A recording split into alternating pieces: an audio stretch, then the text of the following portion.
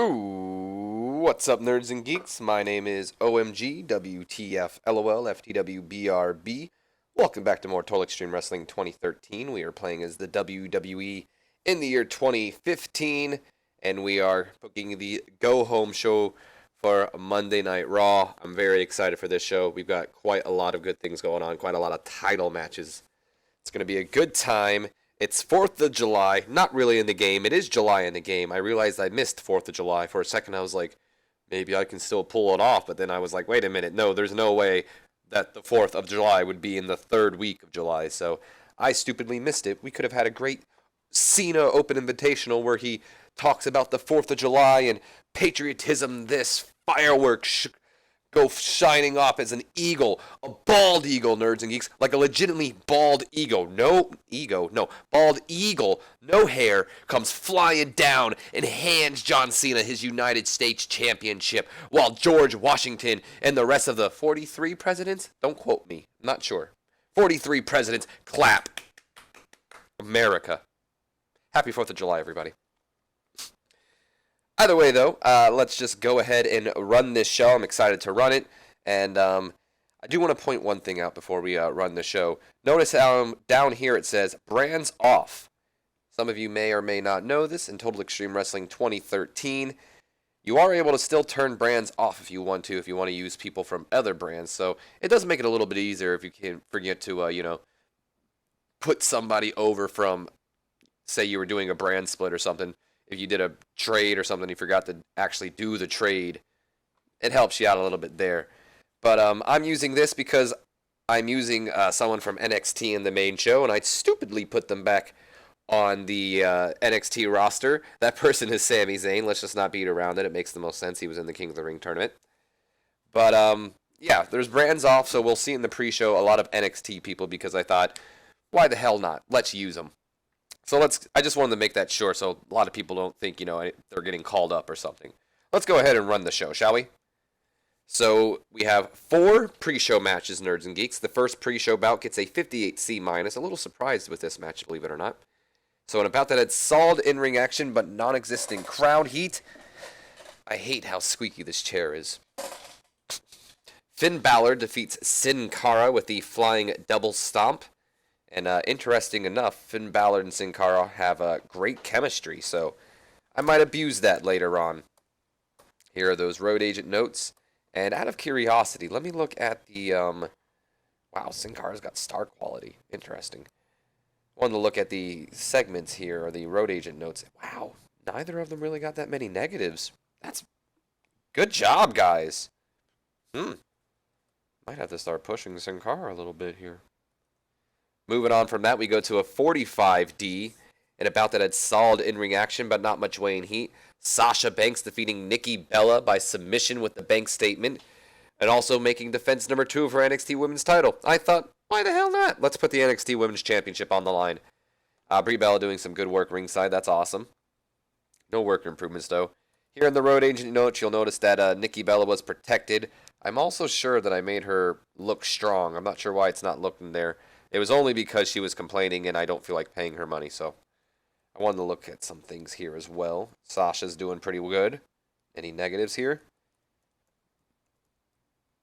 Well, Nikki's got negatives, but not Sasha. Good job. Sasha's got promise, as we all already knew. Moving on, we go to a 56C- and a match with some good action, but not much weighing heat. Sir Nicholas Magnus defeating R-Truth with the Tormentum. Lady James doing some good work ringside. R-Truth is improving in Rumble. There's our road agent notes. Look at Magnus. Look at Magnus. A star in the making. A lot of people from NXT are very promising, it's seeming. I'm very happy to see that. And in our main event of the pre-show, we get a 63C, a solid C, and a match with some good action but not much weighing heat. Kevin Owens defeating Ryback with the pop-up powerbomb, making defense number 3 of his NXT heavyweight title. So, same thing with the Sasha Banks thing. I figured, why the hell not? Let's put the title on the line. Ryback's improving in technical skills, so that's pretty cool. Also, same thing here with Nikki Bella. I had to protect Ryback and keep him strong in order for him to stop complaining. So, Kevin Owens didn't get as much as I thought he would. This one's going to have a lot more, isn't it? Only Ryback. Kevin Owens only had holding back, but that's fine. You would think they would give a little bit more effort since they're on the main roster, but I understand why, considering this is not really the main roster to them, because technically they already are on the main roster. But anyway, let's head to the main show as we start off the night with a 77B Nerds and Geeks, an angle featuring Seth Rollins, Cesaro, Tyson Kidd, and the returning Sting. A little backstory about where Sting has been. He's been in the corporate office as Triple H has been trying to get Sting out of the office, so Sting's in there kind of defending himself. I don't know if I put it in this angle, so I kind of want to just throw that little backstory in there because as I was booking it, I came up with it and I was like, genius. Either way, Monday Night Raw starts off with the Authority being represented by the WWE Tag Team Champions, the Uppercats, and the WWE Champion, Seth Rollins, as they stand in the middle of the ring. Big grins on their faces. Rollins takes the mic, pokes some fun at the crowd before going on about, can we just talk about how things have been going the Authority's way finally? I mean, not only did my boy Rusev get rid of that pest Randy Orton, but he's going to do it. He's going to go on and win the King of the Ring. And hey, Rusev, I'm looking forward to our match at the Royal Rumble, buddy. Don't forget, Nerds and Geeks, whoever wins the King of the Ring is going to get the title match at the Royal Rumble. And then we threw that piece of garbage Chris Jericho out last week. And tonight, me and my boys, the WWE Tag Team Champions, the best team in the WWE today, the Uppercats, get to take on those old-timers, Kane and Big Show, tonight when we take them down in a 3-on-2 handicap match. All of a sudden, though, Nerds and Geeks, Sting's music plays as he interrupts Seth Rollins and he makes his way out to the ring, or I guess out to the entryway, and he says, hey, Seth, I hope you haven't forgotten about me, like you've forgotten about the match card tonight, because it won't be you, Cesaro, and Kidd versus Show and Kane in a 3-on-1 handicap match.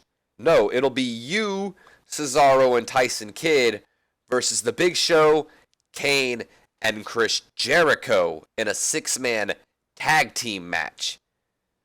What? Apparently, you didn't get the message, Sting, since we sent that Chris Jericho packing last week. Sting goes on. No, I saw what happened, but I hate to be the bearer of bad news. No, I don't. I'm going to apologize ahead of time, Nerds and Geeks. You may hear a motorcycle going off in the background. One of my neighbors just got home, and I'm in the garage, so it might be a nuisance in the background. Let's just ignore it if it is there. If not, let's just acknowledge the fact that my phone went off. So unprofessional. Anyway, hate to be the bearer of bad news. No, I don't. But your guy's little attack last week, it didn't work. Because I can assure you that Chris Jericho will be here tonight to join Big Show and Kane in our main event. And don't you worry, Seth. He'll be there this Sunday as well to face you for the WWE Championship. So you don't need to worry about that. But you know, you three should probably start getting ready for the main event because it'll be quicker than you think. Or it'll be here quicker than you think. Of course, I'd imagine Seth Rollins is all throwing a fit in the ring while Sting's music just continues to play. And everyone's like, yay, Sting's back, sweet. So Tyson Kidd performed poorly in the segment, but that's whatever. He's just working his way up. Going to the road agent notes, nothing really there. All bonuses, no negatives. All happy with that. Good angle to start off the night. We then go to the announcers, putting over the fact that tonight we will apparently see Seth Rollins, Cesaro, and Tyson Kidd take on Chris Jericho, Big Show, and Kane. But also tonight, we're going to see the WWE...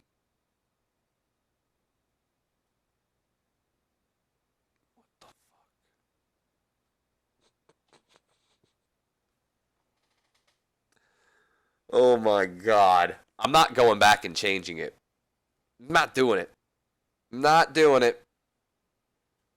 Alright, we're doing it. Oh, I don't want to show you guys the show. Oh, we're doing it. Stupid. Fucking William Regal. Apparently, we were going to see AJ Lee battle William Regal later on tonight. Where the hell is it at? Fucking William Regal. Run show. Alright, So this does about the same. Still about the same. I think this actually did better. This is about the same as well. Fuck! Of course! Of course! We start off with a 77B. We go back, get a 76B minus. It always happens, nerds and geeks. This always happens. What the hell happened? What brought it down? Is it just because Tyson Kidd did so much better? Moving on. Okay, they put over that. Then we'll see the WWE Divas Champion action. We shouldn't even have changed it. It didn't affect the rating that bad. As AJ Lee will take on Victoria. Whatever. And then we move on. And also tonight we'll see the WWE Intercontinental Championship on the line as Daniel Bryan takes on Dolph Ziggler, Dean Ambrose. Fucking A, not R-Truth. No! I'm not changing it. I'm not changing it. I'm not doing it. Gosh darn it. It's supposed to be Rusev. Rusev. Why R-Truth? Gosh darn it. Okay. Let's just calm down. And then we see John Cena making his way down to the ring as the announcers put over. And then coming up next, it's time for the John Cena U.S. Open Challenge. So John Cena makes his way to the ring. He gets us a 63C. What? It has to be because he's talking about Leo Kruger, because that is, wow. John Cena, a 63C? That's disappointing. That's really disappointing. It has to be because of Leo Kruger. Jesus. Anyway, Cena's music hits. He makes his way down to the ring, hypes up the crowd. Of course, before getting to his point, he says, I'm glad everyone's having fun. I'm ready to have some fun because we're about to put this title on the line.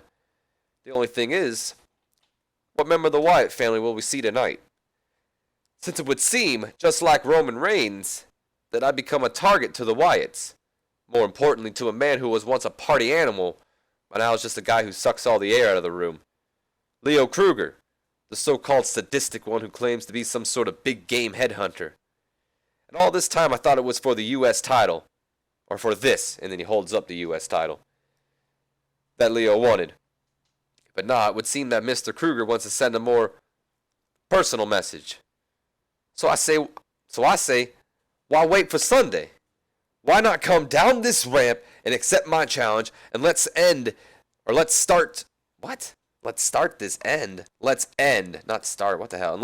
this so-called hunt once and for all. So Cena's performance was fantastic. Unfortunately, I'm blaming it on Leo Kruger because 65C is just how. This does great, though. Holy hell, an 80. Thank you. Wow, great job. So a little bit of a spoiler for those, but this is a guy who is accepting Cena's challenge today. The main reason why our brand thing is off, of course. So John Cena's waiting in the ring, hoping for Leo Kruger to come out and accept his challenge, but all of a sudden we hear, oh, ho, ho, ho, ho. Oh, whoa, whoa, whoa, let's go! And out comes Sami Zayn as he makes his entrance down to the ring. John Cena waits with a surprised look on his face as Sami gets into the ring and he says, Sorry, John. I know I'm not who you expected, but I thought that these open challenges, well, were, open to everyone. Cena then replies, No, don't apologize. Don't you worry about it. I've got that punk Kruger this Sunday. But first, ladies and gentlemen, Sami Zayn! And then Sami goes, Thank you for that, John. Cena then goes, Don't thank me, you earned that. Quite the performance in the King of the Ring tourney, Mr. Prince of the Ring. Tough loss, though. I was rooting for you, man. But Daniel's a tough cat. I've been in the ring with him before. Sami then goes, But you've never been in the ring with me before. And I may have an NXT title match this Saturday, but boy, would it be awesome to walk into Full Sail as the U.S. champ and walk into Battleground as the U.S. and NXT champion as I defend the U.S. championship this Sunday at Battleground if I beat you tonight. A little bit of a complicated thing there, but you know what I'm going to say. And then Cena says, well, let's not waste any time. The John Cena U.S. Open Invitational starts right here, right now. So Sami was a little underwhelming, or apparently was very underwhelming, but Cena came across well. Sami got a bonus for good gimmick, so there's that. So moving on, we go on to the match. It gets a 70C+. A little bit of a disappointment. I won't lie, nerds and geeks. I was hoping for a B-. A B- wouldn't have been bad. Maybe even a B after that impressive promo right there. But At least Sami didn't get injured in the match. That would have been bad. Like he did in real life. But that sucks. C+, that sucks. So the bout that featured great action and average heat, John Cena defeats Sami Zayn by submission. Wow, I should have made it pinfall. With the STF making defense number 15 of his United States Championship. Cena's improving in technical as Sami's improving in Rumble. There's our road agent notes. And I would like to see the dirt sheet here. So what was the negatives? Cena got... Damn, that pressure, Cena. Come on, man. I'm going to take a drink for this next segment. Before. I'm parched. Going on to a 74 B-. Match is over. John Cena just walks over to Sami Zayn, shakes his hand, raises his arm in the air. Just a sign of respect. Basic stuff. But after that... What's happening as we get a 59C? Out comes Leo Kruger. Out comes Luke Harper. Out comes Eric Rowan. And the Wyatt family begins to beat down not only on John Cena, but on Sami Zayn. Beating down on the two competitors. And just looking strong. Leo Kruger, of course, getting his bonus with Bray Wyatt. John Cena was the real star and getting beat up. That's one thing I hope they change in 2016. I don't know much about 2016, and maybe you guys can spoil it for me below.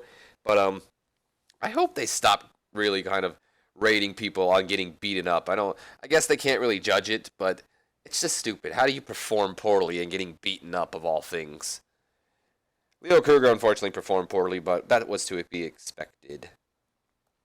Out of curiosity, though, just his gimmick. So that just psychs up that. And then we go to a 77B as Triple H is making his return. Rollins is waiting in the office of Triple H when he finally shows up. And he goes, Hunter, where have you been? And Triple H says, I've been at corporate trying to deal with our face-painted nuisance. Speaking of him, he said Jericho was here. Is that true? Triple H then goes, Seth, he's playing with your head. I haven't seen or heard anything about Jericho since last week. And no one gets in here without me knowing. Besides, we've got bigger issues. Rollins then says, bigger? What's bigger than me? The WWE champion. Nothing. But this Sunday, the WWE Championship is in danger, and it's not Jericho, and hell, it's not even Dean Ambrose or Dolph Ziggler. He's 5 foot tall and a troll named Daniel Bryan. The winner of the King of the Ring gets a title shot at the Royal Rumble, and Seth, I don't want him to win. Rollins then goes, don't worry, Hunter. Rusev has got this. Triple H then says, Seth, I hate to say it, but this whole Orton thing has gotten to Rusev. And there's a reason why we call Randy the Viper. Meaning he can strike at any moment. And if I know Orton, he'll strike when it matters. We got to pull up here, though, as we erase segment 1 to reveal segment 2. And the only other segment I wrote out. That would have been horrible if there was another one, because I'd have felt stupid. Rollins then goes, so what are you saying? Hunter then replies, I'm saying that you need to talk to Ambrose about joining the Authority, and I'll talk to Dolph. What? You've got to be joking. Ambrose? Dolph Ziggler? No, Seth, I'm not joking. I don't want Bryan winning this tournament, and at the worst case scenario, let's say Orton strikes. Then our only hopes are Dolph and Ambrose, and I'd rather have one of them win than Bryan. So go talk to Ambrose, and I'll talk to Dolph. Rollins then says, Ambrose will never listen to me. Triple H then replies, just talk to him, Seth. You got him to follow you when you form the Shield. Just do it again. And the segment ends with pretty much Hunter walking off as Seth just is like mind blown pretty much. So Triple H does not want Daniel Bryan to win. Of course, we're still running off that storyline that pretty much Daniel Bryan is public enemy number 1. He's still the B-plus player, and Hunter's just fine with him being down there with the Intercontinental Championship. But he doesn't want him anywhere near the WWE Championship, and he's willing to even sacrifice, bury the hatchet, I guess we could say, with Ambrose and Ziggler, and offering them an olive branch saying, just join us, pretty much.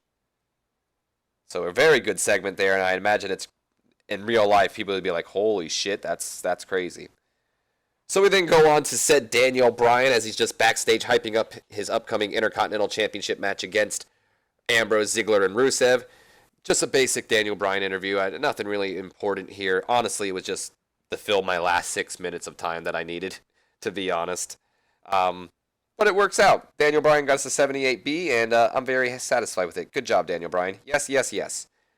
We then go on to a 59C, and we have a match that has some good action, but not much weight and heat, as Neville defeats Stardust with a pinfall, a flash pinfall, by the way. That's what it should be saying, just a quick roll-up or something, as Stardust got distracted by Goldust. I'd imagine Goldust just comes in out of nowhere. Stardust is just like, what the hell are you doing here again? Neville just rolls him up real quick. 1, 2, 3. Neville gets the victory. Stardust is embarrassed, like, what the hell just happened? And more of an interesting note here, though, Nerds and Geeks. Stardust and Neville have great chemistry. We might have to abuse that. And Neville's improving in performance. Good match in general. So here's our road agents. As you'll see, we have the flash pinfall and the Goldust that's finished. I'm curious as of negatives more than anything. Neville's got a poor gimmick. We're going to have to change that. We're also going to have to change Stardust. He's got to get some motivation. Maybe we'll give him a bonus. Yeah, I think we will. So 59C here. We then go on to a segment that gets a 50D plus. A little bit of a disappointment, but Goldust doesn't have the best momentum. In all honesty, I probably should have put him in a pre-show match. Bad call on my own part. So Stardust is furious after his match, grabs the mic and says, "What the hell is your problem, you golden freak? Did you not learn your lesson the first few times? Do you want a refresher?" Goldust says, "No, I've learned my lesson all right, Cody. But I think it's you that needs a refresher." Then Goldust tosses the mic behind him and just begins to throw lefts and rights at Stardust, taking it to his brother, eventually hitting with his finish. I believe it's called the curtain call, but I didn't want to write that. But you know the finish where he kind of lifts him up as a suplex and then does his weird turn. And then he takes the mic as Stardust lays there on the mat and he says, "You see, I've learned my lesson, Cody. I've learned that if I'm going to get my baby brother back, that I'm going to have to beat the Stardust out of him. I'll see you Sunday." And that just pretty much confirms that at WWE Battleground King of the Ring that we will see Goldust versus Stardust. Not Leo Kruger. Why the hell did I just type in Leo Kruger? Also, we have a couple other matches that are confirmed, so let's just go ahead and write those in now. We definitely know we're going to see Leo Kruger versus John Cena. We definitely know that we are going to see Dolph Ziggler versus Daniel Bryan in the King of the Ring semifinals. So let's just put auto name real quick and then we'll put it in front. King of the Ring semifinal. And then we also know that we are going to see Dean Ambrose battle Rusev in the other King of the Ring semifinal. So there we go. And we have Seth Rollins and Jericho. Everything else is pretty much confirmed. Let's put our Fatal 4-Way Divas match in there. We know that's confirmed as well. So it's AJ Lee versus Paige. Everyone else has been doing it, so I just got it stuck in my head. I had to do it too. Versus Natalia versus Victoria. Save, please. Thank you. Oh, shit. Okay, that's about it. So that confirms that we're going to see the two brothers face off this Sunday. We then go on to Victoria hyping up her upcoming singles match against AJ. Because if you guys watch Smackdown, Victoria and AJ agreed to Victoria's match. And that tonight that AJ will defend her Divas title against Victoria. So she's just hyping up that match coming up. And then we go on to a 79B. And this is going to be a fun... I'm very excited for this angle right here, Nerds and Geeks. This would go over crazy, I feel, in real life.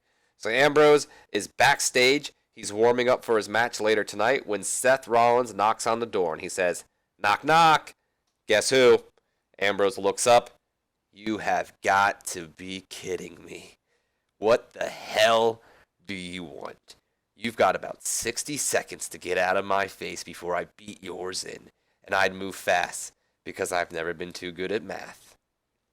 Rollins says, wait, Dean, hold on a minute, man. Just chill. I didn't come here to fight. Actually, I've come here to talk. I don't got anything to say to you. Better go. Clock's ticking. Rollins then goes, I've got something to say to you, though. I've got something to offer. What could you ever offer me? I'd imagine he'd probably say, you scumbag and all that. What if I can guarantee you the King of the Ring tournament? Why would you want to cost your boy Rusev his match against me? Not me. More like Orton. Because let's face it, he's bound to strike again. And besides, once you win, it'll be you and me at the Royal Rumble. Two friends battling over the top prize in the biz. All you've got to do is join the Authority. I'd imagine Dean going, we're not friends, Seth. You've got 10 more seconds. And then Rollins just goes, Dean, just think about it, all right, man? Just think about it. Before he basically gets out of the room as fast as he can and closes the door. So I think that's just a fun angle right there. And I feel like in real life, people would just be like, oh, that's hella cool. Hella, who uses that? Oh, I can't believe I just said that. Anyway, Ambrose also switched his gimmick. He went over to a crazy gimmick and got a freaking 100 on it. This gimmick definitely, or I guess this angle definitely helped out Dean Ambrose right there. Good job, Ambrose. He get his look at that good gimmick. Should be penalized or bonus for a great gimmick. So we then go on to our Divas Championship match. Got a 44D, a lot of interference, so that could be the blame. But I kind of was hoping for a C here, at least a C minus. And we had a match with some good action, but not much Wayne heat, as AJ Lee and Victoria drew with each other by double disqualification when Paige and Natty came out and beat down on the two women. Of course, probably a little jealous over the fact that Victoria is getting a title shot before they do. So let's look at the dirt sheet out of curiosity. AJ's got a poor gimmick. I guess it's not too much to do with the booking. So we then go to a 45D as all four women just begin to brawl with each other. And it's just going back and forth, all of them, before, just referees, road agents, all of them come out and break the four divas apart, as it's just pretty much chaos between the four of them. We then go to a 78B as Dolph Ziggler is walking to the ring when Triple H approaches him. So another great gimmick here, and another great angle here. I don't think it would go over as well as the Ambrose Seth Rollins like in real life, but I guess the game thinks so. So I'm not mad about it. Triple H approaches Dolph. You got a minute, Dolph? Ziggler, of course, obviously annoyed. He stops, looks at Triple H, and he says, "What do you want?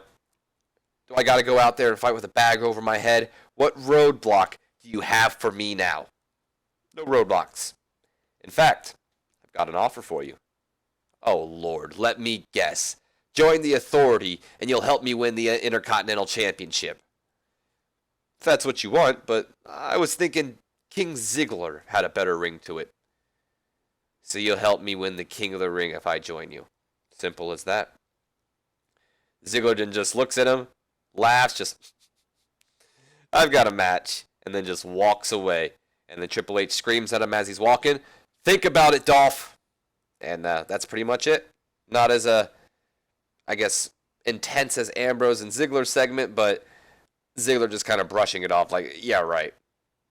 So we then go to our Intercontinental Championship match that gets a 79B, hell yes, and a bout that featured great action and a good crowd.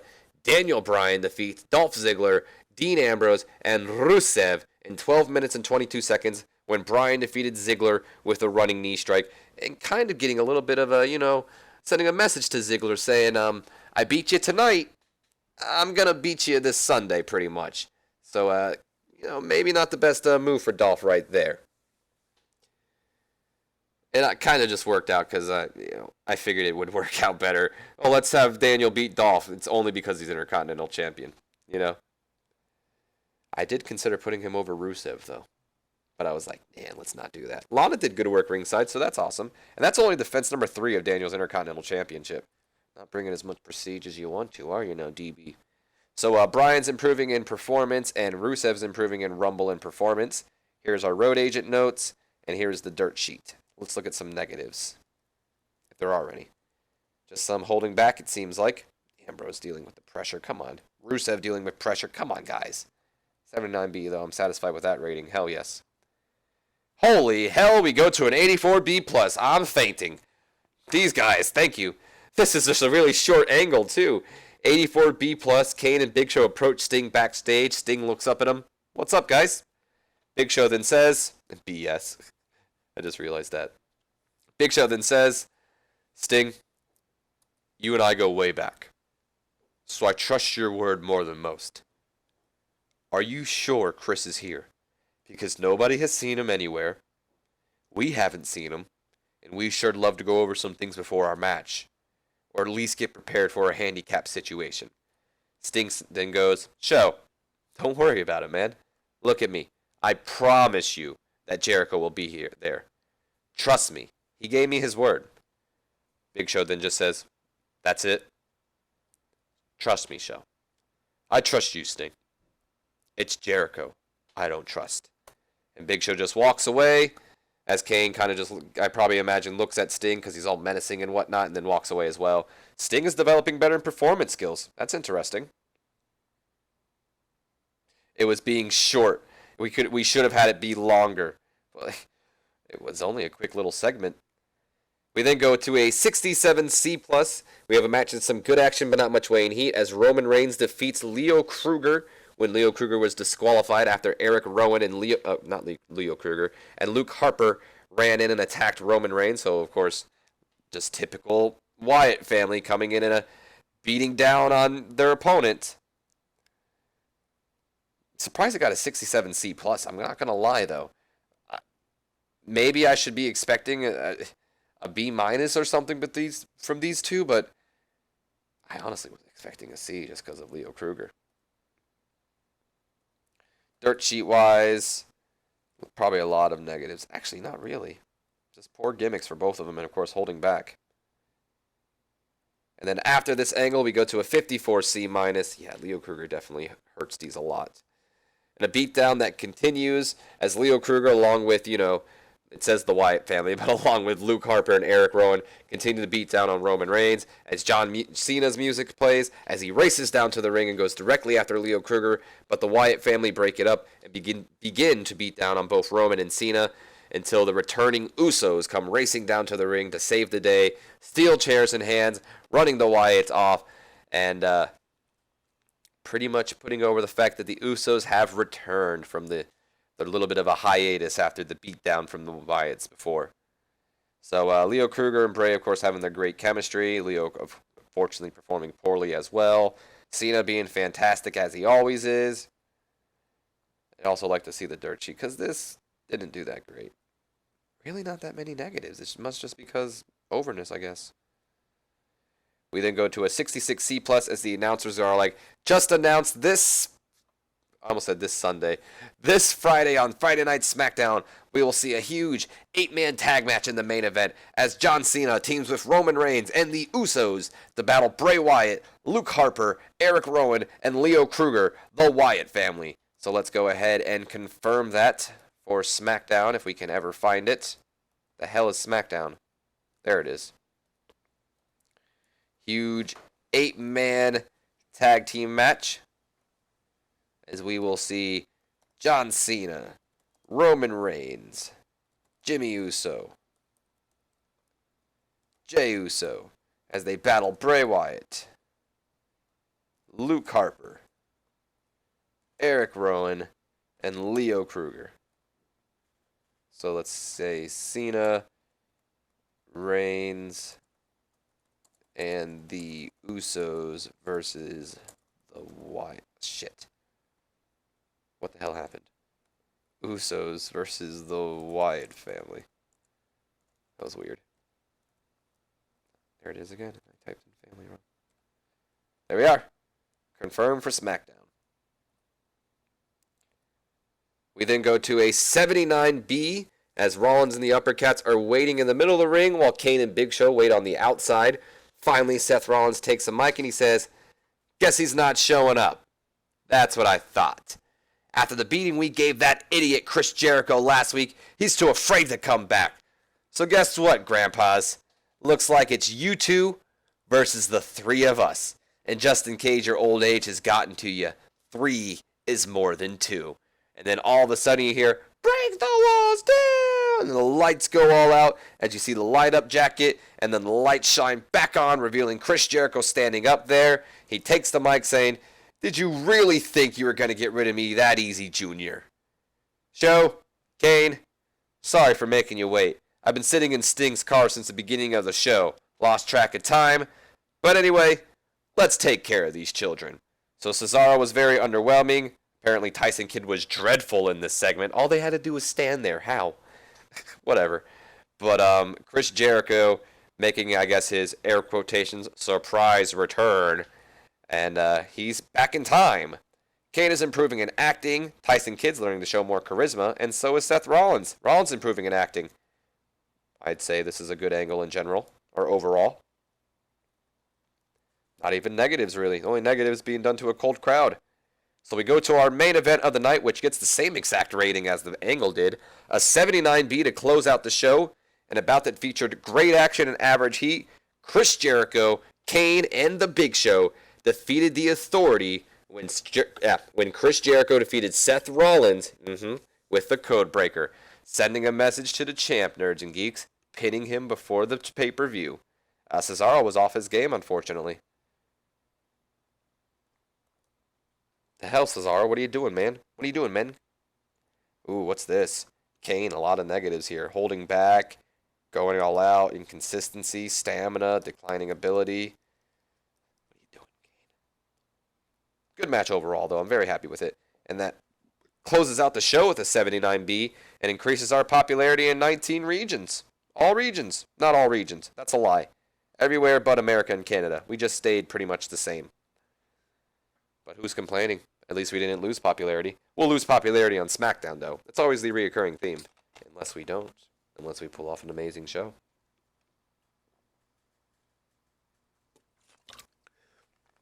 It is a go-home show. Maybe we will. All in all, though, I am very happy with that Monday Night Raw. I had a lot of fun booking that Raw.